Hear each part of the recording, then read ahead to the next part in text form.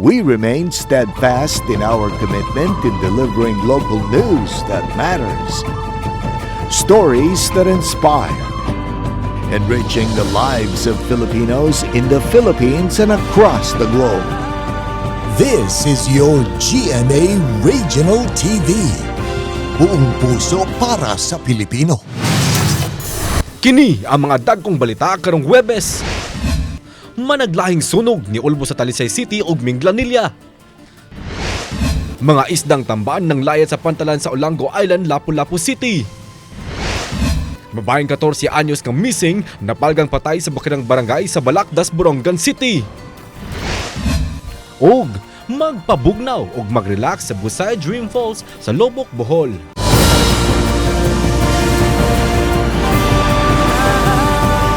Kini ang GMA Regional TV Balitang Bisdak. Maayong hapon, kini ang inyong GMA Regional TV Balitang Bisdak, ang bugtong kasaligan, kasandigan ug kadangpan sa mga Bisaya nga maghatod sa labing dako mga nagunang balita nga mahinungdanon sa Central ug Eastern Visayas. Ug live dinhi sa GMA Complex sa Dakbayan sa Sugbo. Ako si Alan Domingo.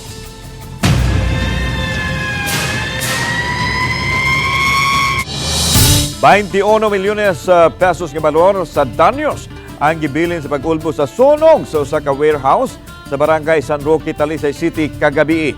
Samtang dulan sa 50 usab ka panimay ang naugdaw sa sunog sa City of Fatima, barangay Linaw, lungsod sa Minglanilla kaninang kadlawon. Ang detalye sa live report ni Femari Dumabok. Fem.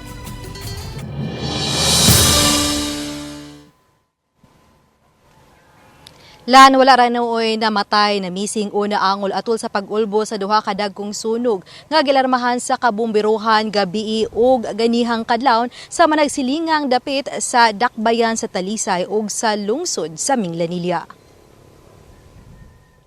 Sa drone shot nga kuha ni Norman Michael Bass, nakuha ng grabing pag-ulbo na sa gikan sa usa ka establishmento. Nasuta nga bodega kini nga nahimutang sa sitio Kimba, barangay San Roque, Dakbayan sa Talisay. Nahitabo ang sunog pasado sa 9 gabii. Gisa sa second alarm ang sunog, alas 10:10 gabii. Apan tungod sa mga sud sa bodega ang mga highly combustible. Sama sa gipugkos nga mga ukay-ukay, mga igbabaligya sa hardware, power tools, welding rods o daghan pa. Hinungdan nga maton sa Talisay City Fire Chief Investigator FO3 Junriel Shabuk nga may dagan og 6 ka oras una pahingpit gyud na paong ang kayo. Alas 4 na ganang kadlawon kini na deklarar nga fire out. Gibanabanang mabot sa 21 milyones pesos ang gibiling danyo sa maong sunog. Paden pang gisusi ang hinungdan niini. Kayo ra ba? Ang kuan ko buto-buto ra man ko ni diri man ko sa layo god nga buyo ba. Mo ra man to ni ari ko dire. Nagbuto-buto na. And moto dako na dayon kayo. Mga taon una pa lang itawag before nag-video kay kasagaran lugar mag-video sa una manawag. So kamo sir nakaibaw na mo tungod kay nagkalat na ning mga video. Actually nakibaw mi natawag na diri pero naobserbara na mo nga pag-abot ito dako na kayo sa ato din nakalat na mga videos. Apan usa na sa ilang subayon ang kalabot sa linya sa kuryente nga posibleng hinungdan sa pag-ulbo sa kayo.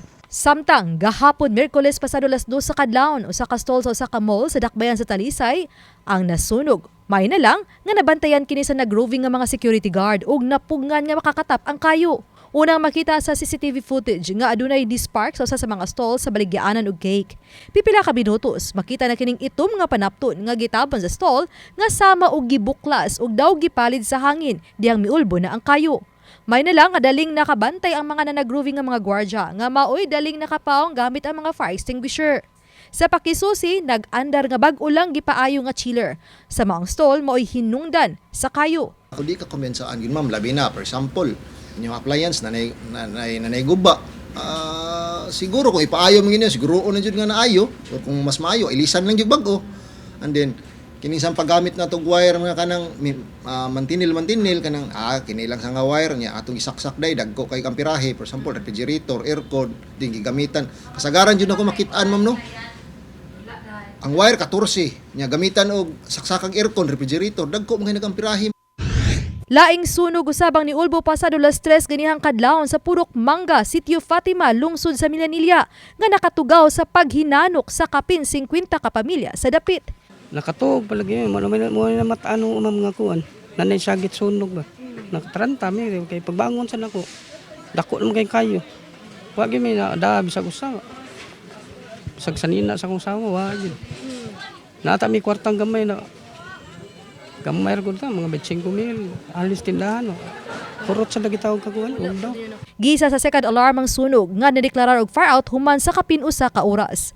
Matod ni Blinganilla Municipal Fire Marshal Senior Inspector Bernardito Baruel nga nataod-taoran ang ilang pagpawong sa kayo tungod sa kasudlunon sa dapit. Gamay jud kayo ang agianan. Naglinya siguro may more or less mga 6 to 8 hoses gikan sa fire truck padung dito gyud sa fire scene. So lisod jud kayo nya gamay kayo ang agianan no. So kami padung dito sa fire scene nya ang mga tao pod padung sa gawas. Padayon pa sa pakisusi ang kabumbiruhan sinungdan sa sunog apan usa sa ilang gisubay ang may labot sa linya sa kuryente sa Panimay di nagsugod ang sunog.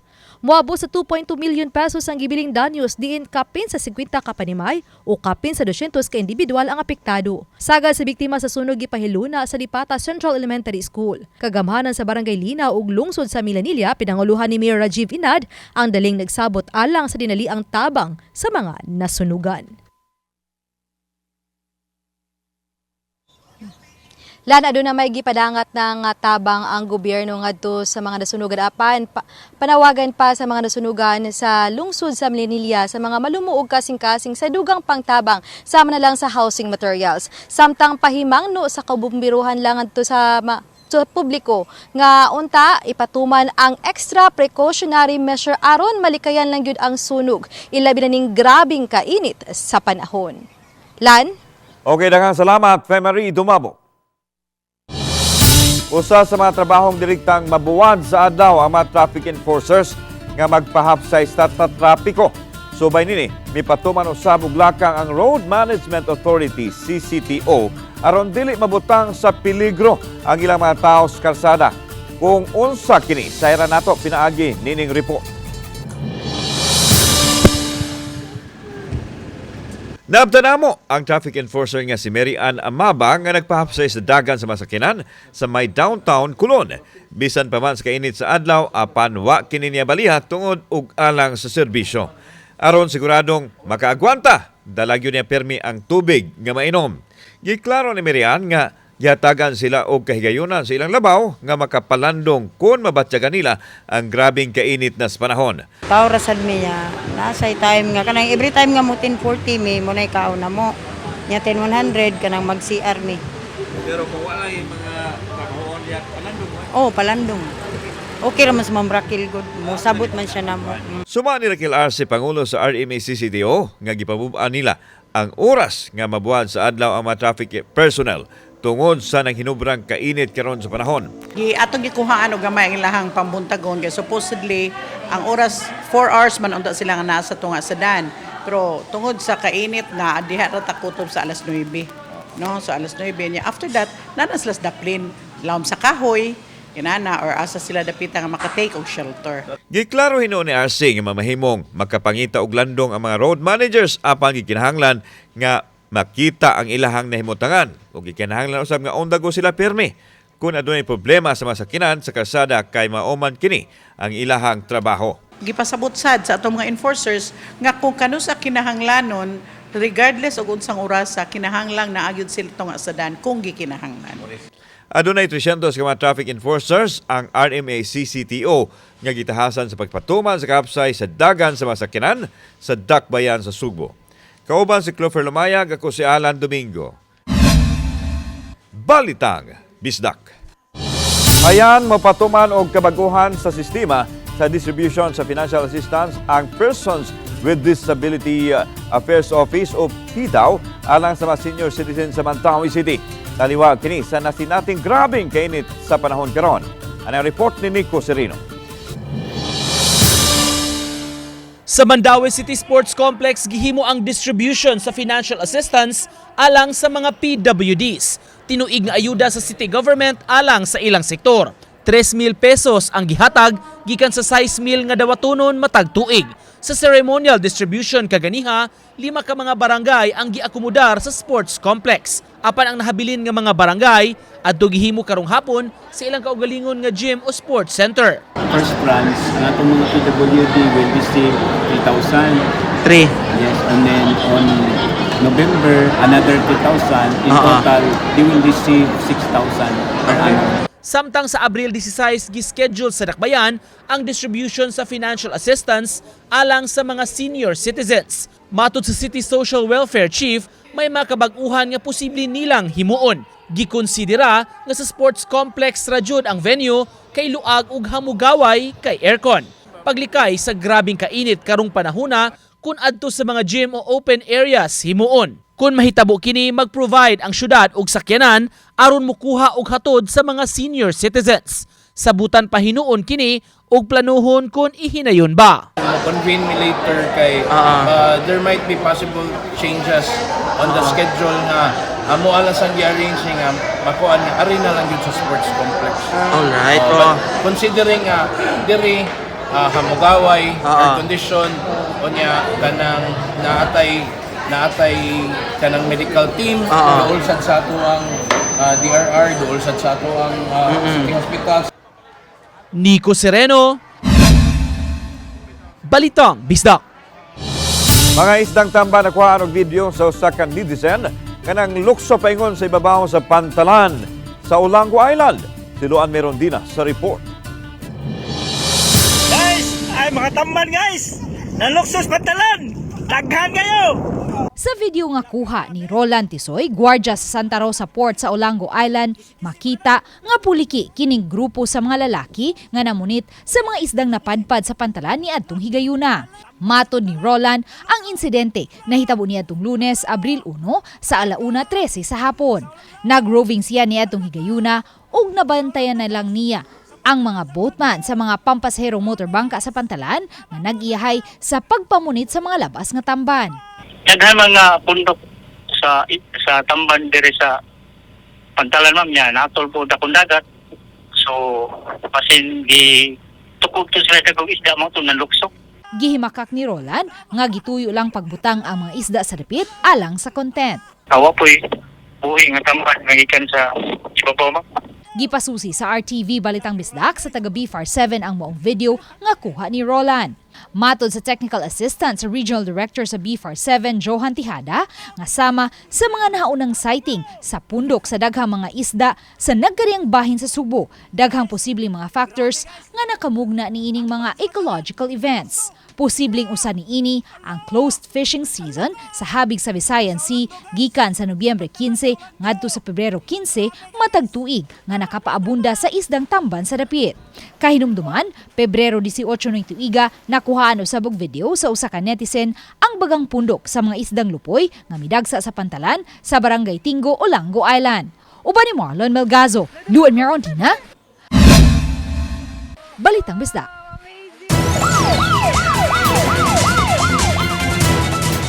Dalagang unang gibalita nga missing nakitang patay sa bukirang barangay sa barangay Balakdas, Borongan City, Eastern Samar.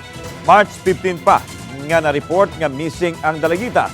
Yato Martes, April 2, minangop sa Borongan City Police Station ang lula kauban ang barangay chairman sa Balakdas. Kinihuman masairan nga aduna nakitang patay sa bukirang barangay. Gila og gikumpirmar sa apuhan ang lawas nga iya sa dalagita base sa sinina og telepono nga nakuha sa walang bulsas biktima.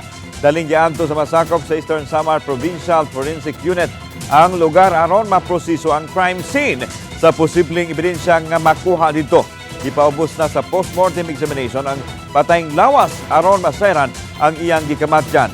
Matod sa Borongan sa Police Station, padayon nilang gipangita karon ang ama-ama sa biktima kinsa posibleng adunay kalamigitan sa krimen. Maghilak ang adlaw kung walay maaksidente sa Cebu South Coastal Road habig sa SRP. Kini ang ipadayag ni Rekil Arce ang Pangulo sa Road Management Authority, CCTO, tungod sa kanunay matala nga disgrasya sa masakinan.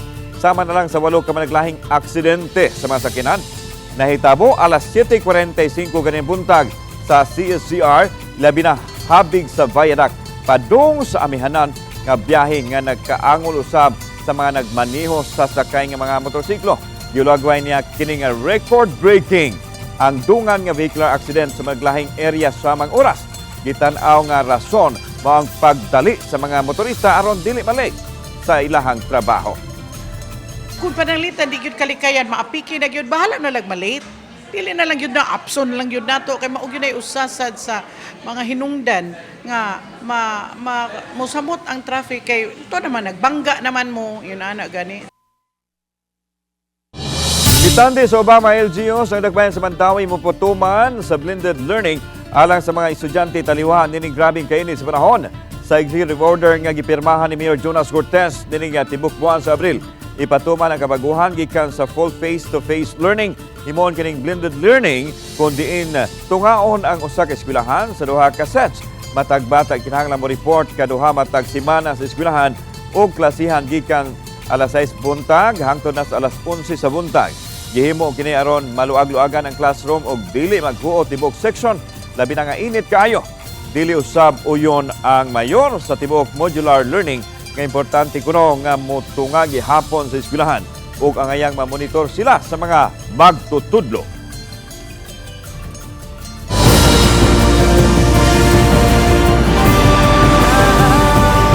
Kini ang GMA Regional TV Balitang Disda.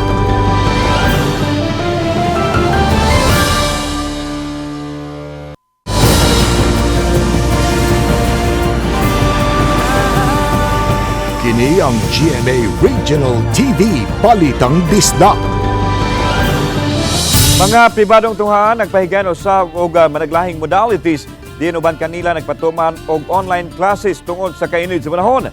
Samtang ang DepEd may respeto sa desisyon sa mga LGU sa pagsuspenso sa in-person classes gumikan sa epekto sa El Nino.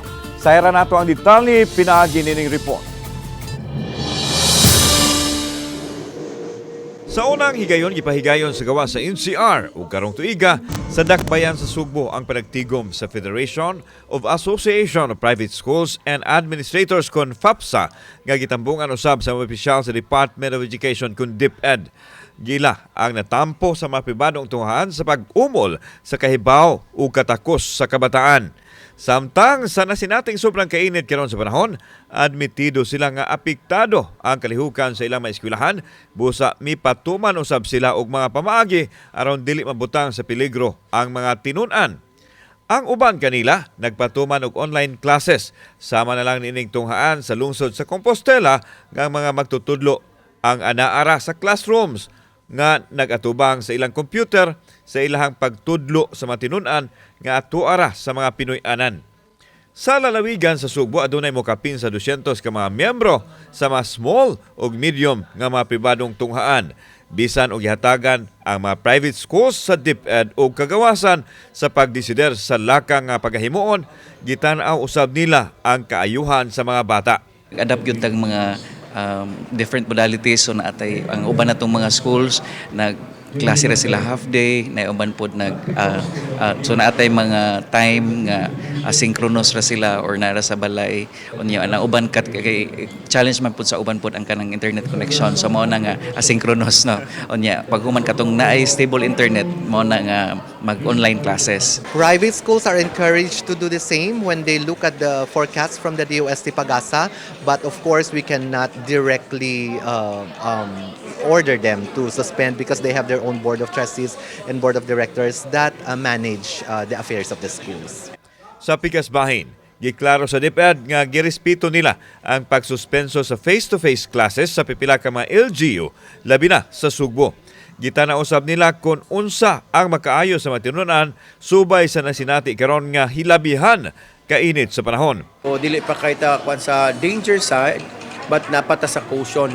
Mao na we keep on reminding our teachers, our parents, and our learners and everyone involved in the learning no sa ato ang mga bata na magkuan gyud anang mangandam gyud no una kinahanglan magsigid inom tubig. Gidugang sa DepEd nga bisan og gihatagan og kagawasan ng mga eskwelahan sa pagpatuman og lakang paglikay sa epekto sa El Nino ang mga ginikanan gihapon ang makahukom kung paeskwelahon ba ang ilang mga anak o dili. We are fully authorizing our school heads to suspend face-to-face classes and automatically shift to alternative delivery modes or blended learning in the event that there is extreme heat, particularly when there is an advisory of forecasts coming from the DOST Pag-asa of 40 and above heat index. Kauban si Clufer Lumayag, ako si Alan Domingo. Balitang Bisdak. Saman! Ang kainit sa panahon, kinahanglan bang ipahaom sa kainit sa relasyon? Oh, sir. Ano man? Balag init. Basta? Sweet. Dili. Ano man? Usa mo talaga. Para na ko kanigi grabe kay masakit pa yata ro. Tungod sa kainit. We have to drink much water lang yun. Kainit sa relasyon. Pareho ba kainit sa panahon? Ay, labaw giron. Kaya nga naman? Init yung ganun kaayo. Ang relasyon? Init sa... Kaya nga naman? Nagigugmain man. Saman! Usa na klas samtang tulo ang naangol human ang bus di pasayroan may bangga sa poste. Samtang nagsubay sa barangay Uling sa Dakbayan sa Naga ganinang kadlawon. Ang detalye sa report ni Femari Dumabog. Nahitabang disgrasya pasado las 3 ganihang kadlawon sa National Highway sa barangay Uling sa syudad sa Naga. Gingong gikan sa Dakbayan sa Toledo ang bus ug paingon sa Dakbayan sa Subo. Apan gingong mibangga kini sa poste sa dihang milihay sa gikasugat tining dump truck. Sa pakisusi sa kapulisan matud sa 37 anyos nga driver sa bus, kami kalit lang pagbasiyo diyang gitamakan niya ang brake. Ug aron kalikayan ang dakong danyos, nakahukom siya nga ibangga na lang ang bus sa poste. Ug milahos kini sa kilid sa bungtod. Patay ang babaeng pasaherong 59 anyos nga taga Media 11 sa Dakbayan sa Toledo. Human gingong mibarog ang biktima sa bus ug milili sa bintana nga mo'y hinungdan nga naparok ang iyang ulo sa signage sa kilid sa daan. Nagbitay na sa bintana sa bus ang lawas sa biktima nga wa nay kinabuhi sa dihang gitabang siya. Samtang laing tulo ka mga pasahero ang daling gidala sa tambalanan. Ang driver sa bus ang gibalhog sa detention cell sa City of Naga Police Station. Reckless imprudence resulting to homicide, multiple injuries and damage to properties ang giandam nga kaso batok sa driver sa bus. Karon ang atong driver ato pang temporary detain sa atong detention cell. Gapaabot ta sa bana nga muari. Kay sa akong naibawaan murag willing ra pud ang bana nga makiksiton. Ang akong ma-advise sa mga motorista nga unta maampingon lang gyud kay kana di ang dapita gyud kuan kay na siya prone kayo sa disgrasya.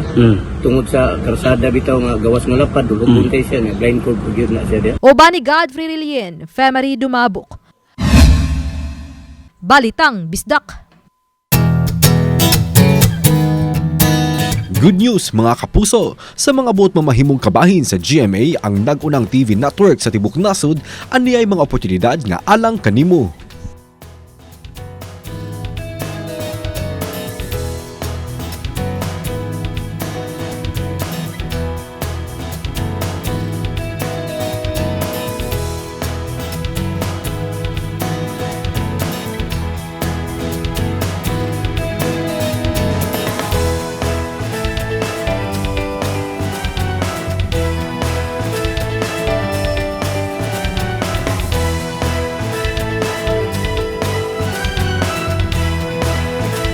Sa mga interesadong aplikante, mamahimong ipadala ang application sa www.careers.gmanetwork.com.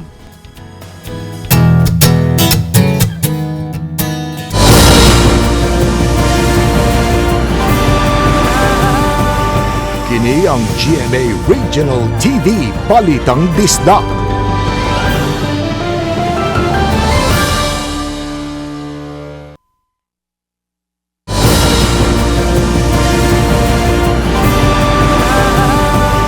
Kini ang GMA Regional TV Balitang Bisdak. Gubaon nga mga puso sa kabarangayan sa Mandawi City gipaayo sa Siriol. Labi na karong panahon na nga nagnihit ang tubig gikan sa water utility. Maong dako kuno kinig tabang. Anong report ni Nico Serino? Sudlunon nga bahin sa may sitio Sandayong, barangay Pagsabungan ang girumbo sa mga personnel sa Department of General Services. Tuyo nila pagsusi sa poso sa lugar, gagika-report nga wala na magamit. Matud sa mga mulupyo, mga usa ka buwan nang walay miagas sa maong puso. Gitan-aw dayon kini aron maremedyohan.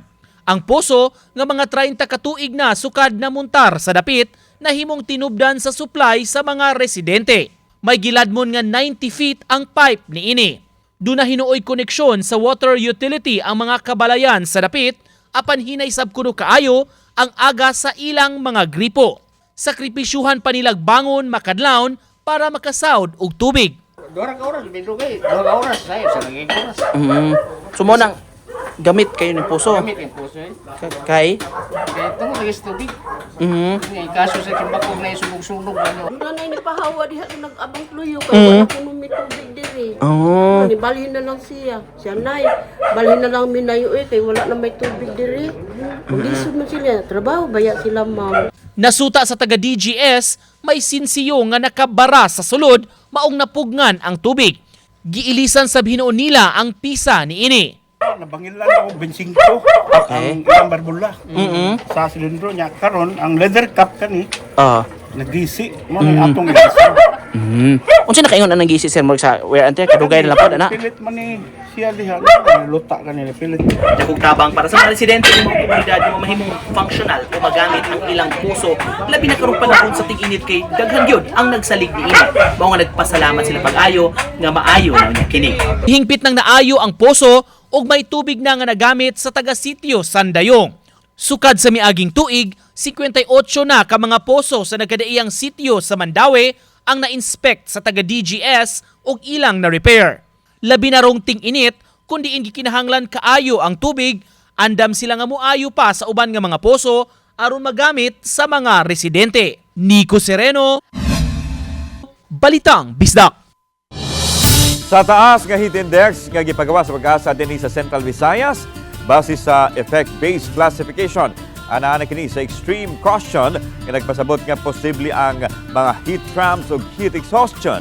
Among kainit posibleng mosangkot usab sa heat stroke nga makapikto usab sa mga binuhing kahayupan. Matod sa Cebu City Department of Veterinary Medicine and Fisheries kon DVMF nga mga sinyalis nga posibleng makasinati og heat stroke ang kahayupan kung taas ang temperatura, paspas ang pagginhawa o paghalhal, magsigi og suka, kalit nga pagkatumba o pagkirig. Aron malikayan kini, pahimangno sa DVMF nga magbutang og bugnaw nga tubig, ibutang sa landong nga lugar, ayaw ilaag kon inig ang panahon o gidili usab ang pagbiya sulod sa sakyanan sa mga iro ug iring.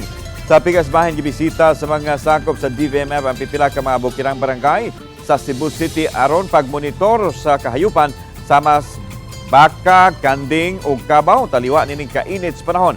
Yatagan og sa mga namuhi o kahayupan sa barangay Tagbao og pampurga og vitamina. Init gyapon ang panahon sa halos tibok nasod apan wagtang ang posibilidad nga muuwan sa ubang lugar. Duha ka weather systems ang nakaapekto karon sa nasod, ang ridge sa high pressure area sa bahin sa Luzon o easterly sa Visayas ug Mindanao. Base sa datos sa Metro Weather, ubos ang posibilidad nga muuwan sa Central o Eastern Visayas gawas lang sa Samar provinces. Posible usab nga uwanon ang ubang bahin sa nasod, ilabi na sa Mindanao.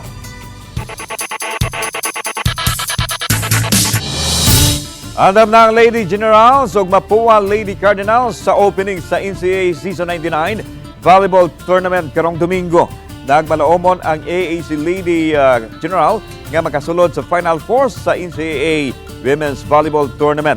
Sa pikas bahin, nagtinguha usab ang Mapua Lady Cardinals nga malabwan pa ang ilang pisto sa team standing niadtong Season 98. Apan, kung unsa man ang resulta sa ilang duwa, lisaad ang AAC Lady Generals ug Mapua Lady Cardinals nga ihatag nila ang ilang 100% alang sa Season 99. Mga kapuso, pipila katulog na lang. Magsugod na ang duwa sa atangi sa NCAA Season 99 Indoor Volleyball Tournament karong Domingo, April 7, live sa GTV alas 12 sa 8. So pinaghandaan po namin yung season na to. Nag-focus kami more on skills namin, syempre sa training. Tapos nag-focus din kami on how to be consistent pagdating sa game. And lalo, paano kami magiging efficient. Marami rin pong nawala sa amin from last season. 5 rin po yung seniors na nawala. sobrang laking adjustment din po yung ginawa namin sa team. Since puro bata nga po yung team namin ngayon. So, mas kailangan namin nag-double time sa effort namin para mas mapuna namin yung pagkukulang namin from last year. Samtang makita ninyo kini mga episode sa official website sa GMA Regional TV, www.gmaregionaltv. Makita usab ninyo, mabisita ang among official YouTube channel, GMA Regional TV, o i-click ang subscribe button alang sa labing init nga balita gikan sa mga rehiyon. Tungod sa GMA Regional TV, Local News Matters. Kami, ang GMA Regional TV, Balitang Bistak, kinatibukang pwersa alang sa mas dakong misyon ug mas salapad nga pag-alagad sa nasod. May hapon mga kapuso.